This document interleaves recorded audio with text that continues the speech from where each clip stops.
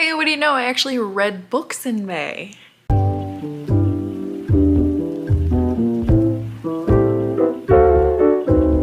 Hey everybody, welcome back if you're new to the channel. My name is April, and today I'm bringing you the May wrap-up. Now, I actually did read books in May. I have been kind of reading a lot slower lately, but I feel like I'm back on track in May. I read 10 books and I DNF'd 3. Not bad. Really not bad. Let me start off with the books I did DNF. Because they weren't DNF'd because they were bad, they just weren't working for me. The first one that I DNF'd was an ARC, unfortunately, that I requested. I was kind of excited about this one because this is called A Gamble at Sunset by Vanessa Riley. This did not have a white main character, so I was like, oh, something different finally from historical romance. So I was really excited about this to read it. However, once I started reading it, the writing is a lot flowery, like very flowery, and I really just couldn't get into it. So I was kind of disappointed in that because it just really wasn't working for me at all.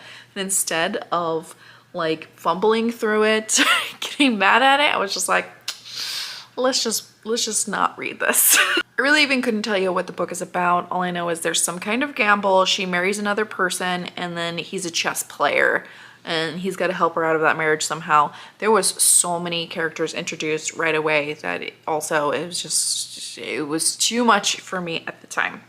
Another book that I DNF'd, I was actually livid at. I was so angry at the female main character. I just literally could not read it anymore because she was pissing me off so much. This was You or Someone Like You. This is by Winter Renshaw. This is one of the books that I got from like our traveling book club that we're doing on Maggie's Patreon. And surprise, it's a contemporary romance that I didn't like. I really try to go into it with an open mind. But this female main character, she does like a twin swap to go on a date, a blind date with this single dad who is still grieving the loss of his wife. And first of all, I hated that they were tricking him. Like, if you didn't want to go on the date, just say you don't want to go on a date. Like, don't twin swap it and have your sister go. And then the female main character in this one, I felt she was super fucking judgy. I just couldn't stand her. She kept saying things about herself, but also she'd make these snide comments about everyone else around her, including the single dad. Like, he recognized something, her keychain, that was something that his wife liked. And she was like, okay, weirdo. And it just really turned me off of her. I just started getting really pissed off. And so I DNF'd that hard.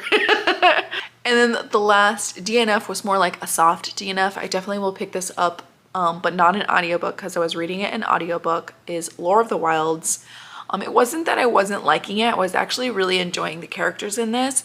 It's that I could not follow the book in audiobook format. The narrator is kind of more monotone and I couldn't really figure out the men's voices in this, like who was talking and who wasn't. I couldn't figure out what the plot was happening, and I got about halfway and I was listening to this at work, so I already wasn't fully paying attention to it. Again, the audiobook isn't bad by any means. I just need more drama in my narrator. I need more versatility in the voices that they do to keep me engaged, because my focus when listening to an audiobook at work sometimes often walks away.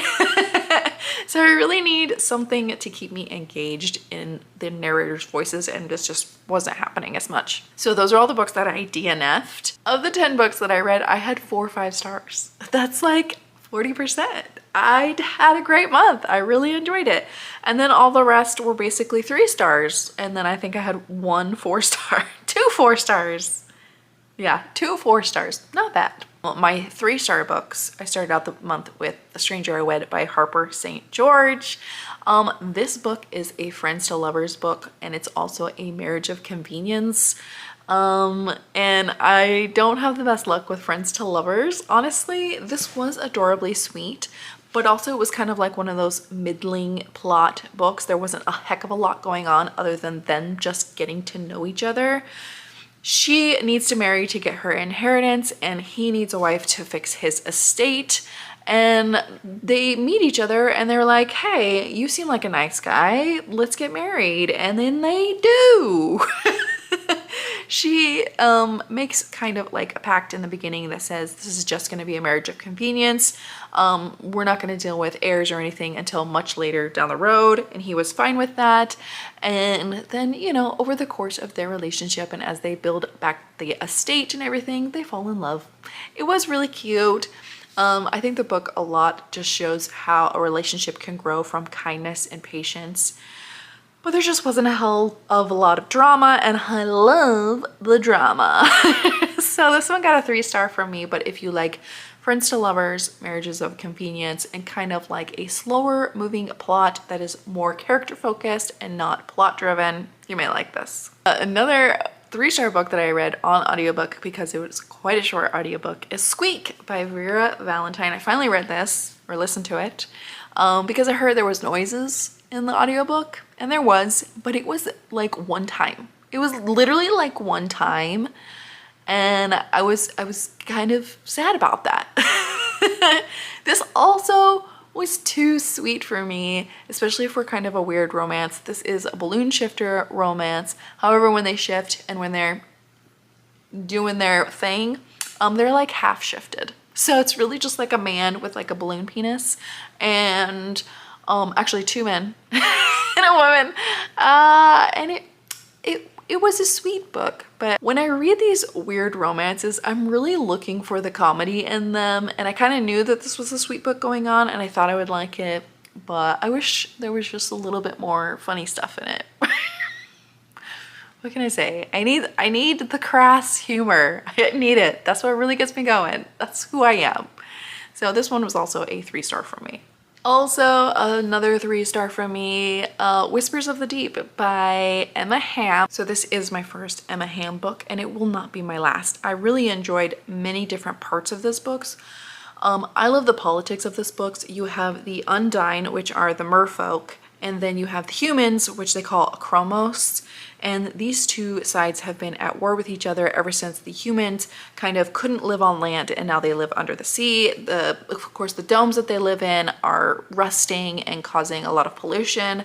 So the mer people hate them. And they've literally been attacking each other, killing each other for a long time. You have the kind of leader of the merfolk, the Undine, falling in love with a human who honestly has a soft spot for them. She's always loved seeing them. And he takes her to kind of get under her skin and find the secrets of her people. But of course, they fall in love during that time and she's totally kidnapped for long periods of time. She starts dying because she's a human. She can't just live off fish in like a damp, soaking cave and wet all the time. I loved all the politics of this. I really loved how he kind of had to decide how he's going to fit her into his life while he's the leader of these people who are honestly trying to wage this attack against the humans and really trying to wipe them out. So I really loved that dynamic. I loved the dynamics of him and his brothers and their kind of feelings towards humans. And I also loved all of the sea stuff. Like a lot of the like trips in the ocean and when she was underneath and her trying to communicate with them, because for the most of this book they can't communicate with each other. I really loved the robot in here. There is a robot companion in here who is helping her learn his language, and the sexy times were good. They were weird, they were good. Really liked it. The romance was meh for me. I think it kind of took too long overall. Like the whole book just took too long. Even though it was only like, I think under 400 pages, it felt forever. So I think that was one of the biggest downfalls of this book on why I didn't give it higher than a 3-star, but I still really enjoyed it. I still will read more from Emma Ham. I actually want to read the second book in this series because the character that it's with, I'm like, how do we like him? So I'm really curious about it. That book is called Song of the Abyss. I'm gonna read it. If you like monster romances, I think this one is a solid book. Then I read Velvet Steel. This is by Dahlia Davies. This is a very short monster romance. The same author wrote Railed by the Easter Bunny, so I was like, okay, this is gonna be weird. I'm ready for it.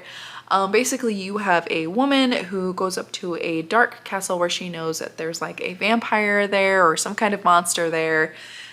She offers herself as a sacrifice. She knows she's gonna die, but she also wants to learn a bit about him as well. As soon as he smells her, he's like, this is my mate. And yeah, that's the book. And the monster in this is not hot. This is a not hot monster. He is bat-like. And he's definitely naked the whole time. But man, he really likes her. So this was just kind of like an okay one. Like, it wasn't terribly funny. It was kind of gothic-ish and kind of historical-ish. I wouldn't say too terribly historical. I actually read this thinking it was going to be, but it's definitely more gothic feeling and definitely a monster romance. Oh, and yes, the title is clearly about exactly what you think it's about.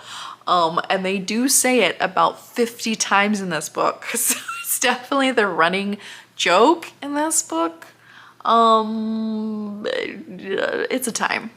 My 4-star book is The Kaiju Preservation Society by John Scalzi. This is not a romance at all, but it was so fun. There's an author note at the back of this book that really grabbed me as well. He was basically writing another book that was much more serious, and then pandemic hit and he just really couldn't write that book.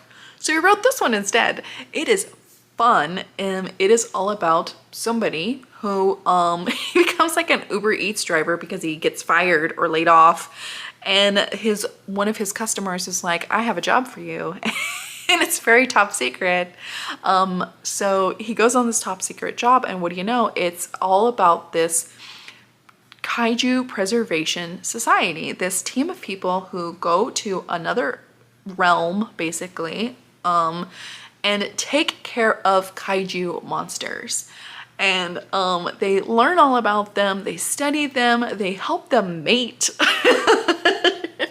And they really take care of them. They even have like rich people doing tours that nobody has ever talked of because it's a big secret. And of course those rich people cause problems, and there is a lot of funny moments on this, and the audiobook was great. And John Scalzi just writes some incredibly entertaining books. This was no exception. I'm really glad he wrote this, especially not only for him, it helped him get out of some bad mental health things, but also for me, because I really need these light, fun books as well to get me out of some stressful and more serious day-to-day life stuff. So I'm glad books like these exist. And definitely read them if you need some just lighthearted fun, because that's exactly what this book is. Oh, I have one other 4-star book as well. This is Forever Her Duke, and this is by Scarlett Scott. This is a novella, and I definitely will be reading more novellas in this series. This is a childhood friends to lovers I can get behind. Again, friends to lovers is not my favorite trope, but I liked this one. It's also the brother's best friend trope. The brother in here has died, and both of these two got married very soon after the death of the brother, and right after that the hero, the brother's best friend, takes off for a year, leaves her high and dry for a year, as she's just coming back into her own out of her depression from losing her brother.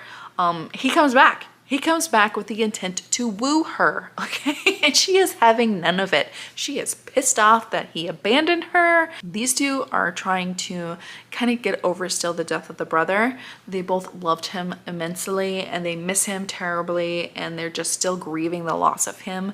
But then they start doing that together and helping each other together, and then you find out the reasons why he left and everything. I really enjoyed this book. I really enjoy Scarlett Scott's writing. Again, spicy Kindle Unlimited historical romance, but also with heart and romance. And yeah, I really enjoyed it. Definitely will read on with this series. And my first 5-star read of last month was The Veiled Kingdom. I loved this. I loved Daddy Daycare. a shadow daddy. Again, with a very blunt mouth on him. Love it. This book is about a princess on the run. Her dad is a despised king of a neighboring kingdom, and the royal family has fallen basically. And she is on the run from her dad. She's already been like hiding in secret from him for a long time because she has a secret power, right? She has this power in her that can change the world type of thing. So she runs to the neighboring kingdom, which is their mortal enemy. And she wants to seek sanctuary from that kingdom, saying that she'll give her power to them in help of them hiding her, right? So she doesn't know how to use her power as well. So Dacre in here trains her how to use her power for his dad, the king. And of course, during that training, feelings start to happen, even though they hate each other. They hate each other here. So yeah, enemies to lovers in this. A lot of great banter moments and some hot, steamy times. Holly Renee is one of my favorite spicy fantasy romance authors. No exception to this. Can't wait for the next one. And then another 5-star that I had last month was Taken to Viraxia by Elizabeth Stevens. This was fantastic. The drama of this whole thing, the politics. Oh my God. The language barrier, everything about this was great. You have Miari, who every few years or so, the aliens come down and take 3 women, usually their most beautiful women. They all know this. They're kind of sold to them in a way. They're going to be slaves to them. And she's picked this year by Raku, who immediately as he sees her, he sends her, she's his mate. And he doesn't understand why she's so afraid of him. All she knows is that they're going to be assaulted and then used to breed, and that's all really she expects from him. So she's terrified of them. And he's not that guy. He's a not that guy. This is a not that guy's trope, okay? And of course, he can't just explain that to them because they don't speak the same language.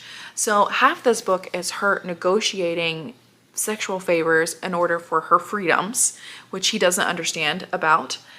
He's more than happy to oblige because they're mated and they're in that mating frenzy. So there's also this feral nature between the two of them that they cannot stop like getting next to each other and touching each other and everything. It's fantastic. And then you start to unfold with what's happening on her world. It's terrible and heartbreaking, and he has to just kind of figure out how he's gonna fix all of that, but also how to win her over because he's in love with her and she just doesn't know.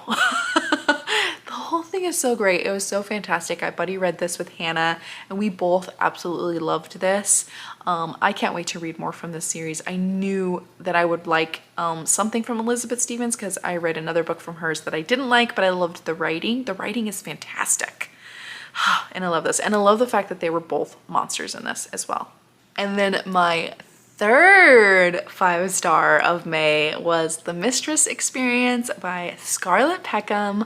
This actually comes out in June. So this comes out at the end of June, June 25th. Buy it. If you are a historical romance reader, buy this now, immediately. Just go get it. It was so good. The banter was so good. You have a very notorious prostitute, okay? In the beginning, she's auctioned off because she's so notorious that everybody wants her, and she usually only gives 1 day of her time a week to one of her patrons. However, she's auctioning herself off for 30 full days of her attention to the highest bidder for charity. She's part of this group that are trying to educate women, and they're opening up a center to educate women and help them be entrepreneurs and everything like that. So she will gladly sell herself, okay? She loves her job. She loves what she does. And some guy wins her, and she's very satisfied with who wins her because she's like, I know that guy, I've been with that guy. He's kind of boring, but we're going to a large estate in the country and we'll have fun for 30 days and I'll figure out what to do with my time there and then we'll move on. However, when her carriage rolls up to a very tiny cottage in the country, she's like, what gives? What's going on here? This is a funny joke. Ha ha ha. come out and take me to the, you know, crazy estate down the road. And what she comes to find out is that the person that bought her was only proxy for a lord. And this lord bought her so she can teach him how to seduce his wife. He wants to get married this season. He's ready to settle down and have a wife, but he knows nothing of bedroom antics. So he bought her to teach him. And it kind of goes from there. She is definitely like a London alley cat. She's very blunt and she's very crass. She's constantly having these sexual innuendo jokes that are just so funny. He is a very nervous Nelly, buttoned up type of guy, and at first he just really doesn't even want to touch her. So it's creates quite a dynamic that I really loved. I absolutely loved. I loved the Rakes. The second book didn't hit at all for me, but this one, this is my favorite. This is my favorite. I absolutely loved it. It was the best ever. So if you are a historical romance author and you love crass humor, banter, all those kinds of things, and lessons in seduction, again, I just love that trope. Love it so much. Buy this. Just buy it. You'll love it. And then my last 5-star was a complete 180 from that book. Like complete 180. It is probably the darkest historical romance book I have ever read, and this was Untouched by Anna Campbell. This is an older book. It was published in 2007, and you have Lord Sheen. He has been held prisoner since he was like 11 by his uncle. So he lost his parents and went mad, and his uncle has basically determined that he is crazy and been put on house arrest since he was 11, and he's kind of been lording over him. They live in this estate with a wall around it, so he cannot get out. He's been a prisoner. And the book opens up with the heroine waking up in this prison house, tied to like a table. And she's like, what the hell is going on? She's been kidnapped by the uncle to be Lord Sheen's plaything, because Lord Sheen has tried to escape a few times, and so basically he's like, here's a woman to kind of bide your time in here so you'll stop escaping. And she is just like trying to get out. They think she's just some common prostitute. She's not. She was just a person in the wrong place at the wrong time. And she's terrified the whole time. You are just really fearing the absolute terror of her situation, because if she doesn't have sex with Lord Sheen, she's gonna get by the nasty men that abducted her, but also the very evil uncle as well, and then offed, right? So she has to do this devious thing that will ruin her reputation and possibly, you know, traumatize her for life, or she dies. So the stakes are very high in this book. It was insane. The romance in here is very fast. So very, very quickly, they kind of have this urge to be together. They really like each other, and clearly he's never seen a woman before, so he is drawn to her because she's a beautiful woman. And he's also like kind of a bit of a gardener. He's like kind of adorable. He has a very scientific mind, which I really loved that about her. And she's just trying to figure out a way to escape the entire time. So eventually these two help each other. They fall madly in love with each other, and things happen that are very dark and twisted.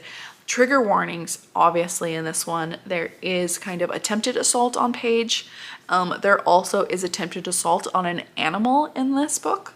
And there's just a lot of threats of SA the entire time. It's very, very dark.